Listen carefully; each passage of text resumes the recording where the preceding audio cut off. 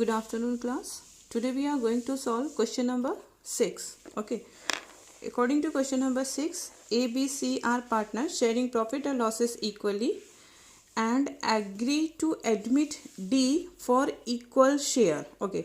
For this purpose, goodwill is to be valued at 3-year purchase of average profit of last 5 years, which were as follow. Now we can get the 3-year purchase, na? Average profit multiply by number of year purchase होता है goodwill का formula. तो हम लोगों को ये मिल गया, number of year purchase कितना है 3। Okay, let's go ahead. Now the average profit of last 5 year is given 1 2 3 4 5 7 8 9 10 11। Okay, 5 year profit is given. Profit loss profit. Okay, 5 year profit is given. Now what the question is saying कि now how you calculate the average profit? What you will do, you will just add this all the profits, deduct loss from that profit and divide it by 5, so you can get the average profit. Is it clear? Okay, now one adjustment is there, and that is on 1st October 2010 a computer costing rupees 40,000 was purchased and debited to office expenses account on which depreciation is to be charged at the rate of 25% per annum. Calculate the value of goodwill. Now try to understand that the profit of 2010 is affected by this particular transaction. Okay, इस transaction की वजह से 2010 का जो profit है वो effect कर गया। अब ये देखो जरा, यहाँ लिखा क्या है, ऑन 1st October 2010। अगर ये 1st October 2010 को कंप्यूटर परचेस हुआ था, पहले ये देखो कि किस साल के प्रॉफिट को ये इफेक्ट कर रहा है। ये 2010 को करेगा? नहीं करेगा। क्यों नहीं करेगा? क्योंकि ये वाला जो 2010 है ये शुरू हुआ होगा अप्रैल 2009 से और आके खत्म हो रहा है मार्च 2010 में। क्लियर? और ये वाला ईयर कब शुरू हो रहा है? ये शुरू हो रहा है अप्रैल 2010 से और आके खत्म हुआ है मार्च 2011 में। ये देखो, ये कब परचेस हुआ है? On 1st October 2010। इसका मतलब इसमें आएगा ना, इस प्रॉफिट को नहीं इफेक्ट कर रहा है, 2010 के प्रॉफिट को नहीं इफेक्ट किया। वो किसके, कौन से प्रॉफिट को इफेक्ट कर रहा है? 2011 के प्रॉफिट को इफेक्ट कर रहा है ना।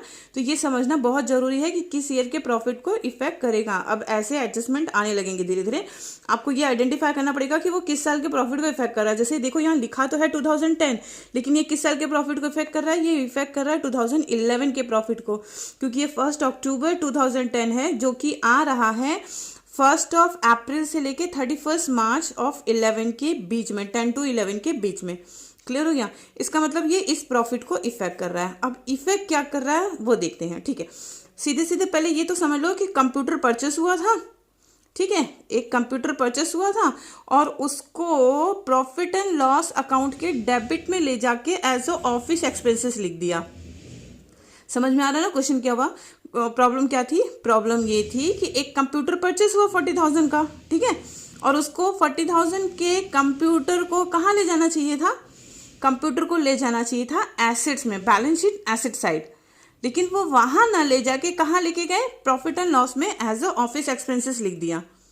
ठीक है, इसको मैं और एक इजी वे से आपको समझा देती हूँ।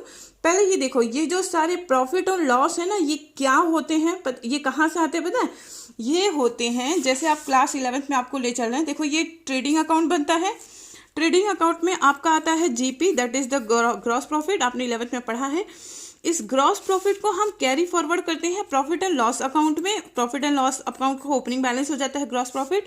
फिर सारे एक्सपेंसेस यहाँ पे लिखते हैं और हमको मिलता है नेट प्रॉफिट। ये क्लास 11th में करके आए हो, है ना? ठीक है, कियो। अब ये जो नेट प्रॉफिट है ना, यही वाला प्रॉफिट ये वाला प्रॉफिट होता है। ये बात समझ में आ गई? ये क्लियर हो गया ना? ठीक है, अब इस ट्रांजेक्शन को फिर से आपके अकाउंट में ले चलते हैं क्लास 11th में। देखो, 40,000 का कंप्यूटर था जिसे यहां लिखना चाहिए था। कहां लिखना चाहिए था? एसेट्स में। एसेट्स में लिखते, क्या लिखते कि एक कंप्यूटर परचेस हो गया, कितने का? 40,000 का। लेकिन हुआ क्या, अकाउंटेंट ने यहां लिख दिया टू जनरल एक्सपेंसेस। कितना? 40,000 रुपीज। लिखना कहाँ चाहिए था? एज ए एसेट्स लेके जाना चाहिए था, लेकिन वो क्या लेकर चला गया? वो लेकर चला गया एज ए जनरल एक्सपेंसेस। कितना? 40,000।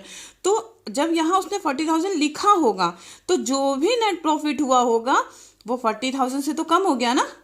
बात समझ में आ रही है? जो भी प्रॉफिट यहाँ हुआ होगा, एक्चुअली इस साल का प्रॉफिट दिखा रहा है 1,85,000, क्वेश्चन के हिसाब से ये प्रॉफिट दिखा रहा है 1,85,000। तो जब यहाँ जनरल एक्सपेंसेस 40,000 गलती से लिख गया तो ये 1,85,000 इसमें से माइनस हो गया होगा, है ना, क्योंकि यहाँ से ये माइनस जीपी में से ये एक्सपेंसेस माइनस हुआ होगा, तभी तो नेट प्रॉफिट आया होगा। तो अगर ये नहीं होता तो जीपी जितना रहता उतना ही नेट प्रॉफिट आता। इसका मतलब हमारा नेट प्रॉफिट 40,000 से कम हो गया। बात क्लियर हुई? ठीक है, अब हमें क्या करना है, हमें ये एक्सपेंसेस यहाँ से उठाना है और ले जाना है एसेट, बैलेंस शीट में एसेट साइड। तो जब हम ये एक्सपेंसेस यहाँ से हटाएंगे तो इसका मतलब इस साल का प्रॉफिट जो है वो 40,000 से बढ़ जाएगा, क्योंकि 40,000 तो हट गया ना, जनरल एक्सपेंसेस हट गया। बात क्लियर हो रही है? तो इस साल का जो प्रॉफिट है 1,85,000 वो कितने से बढ़ जाएगा? 40,000 से। तो ये तो एक हो गया। लेकिन अब आगे बढ़ते हैं। ये जो कंप्यूटर हमने परचेस किया था 40,000 का, कंपनी कह रही है कि जितने भी एसेट्स हैं उसको 25% डेप्रिशिएट भी करना है। तो ये अब तक तो था ही नहीं, अभी तक तो ये था नहीं ना, अभी तक तो ये जनरल एक्सपेंसेस में था। ठीक है, तो इसका मतलब इसका डेप्रिसिएशन भी नहीं हुआ होगा।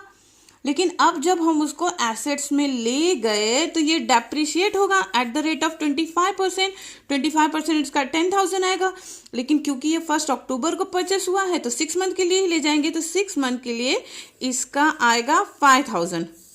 क्लियर है? ये हो गया 35,000। इससे हमको कुछ लेना देना नहीं है, ये सिर्फ आपको समझाने के लिए बता रहे हैं।